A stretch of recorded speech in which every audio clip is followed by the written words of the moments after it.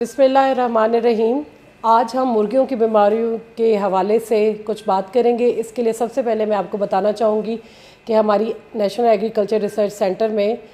Animal sciences institute के तहत एक लेबॉर्ट्री कायम है जिसको national reference lab for poultry disease, मुर्गियों की बीमारियों के लिए कौमी हवालाजात लेबॉर्ट्री कहा जाता है।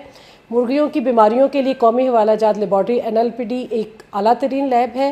जो बैनुल-अक़वामी सतह पर तस्लीम शुदा है और इसमें हम बीमारियों की हवालाजाती तशख़ीस को बढ़ाने, मुतअद्दी बीमारियों की निगरानी करने, तहक़ीक़ी सरगर्मियों को अंजाम देने के लिए कौमी, इलाकाई और बैनुल-अक़वामी सतह पर ताउन कर रही है।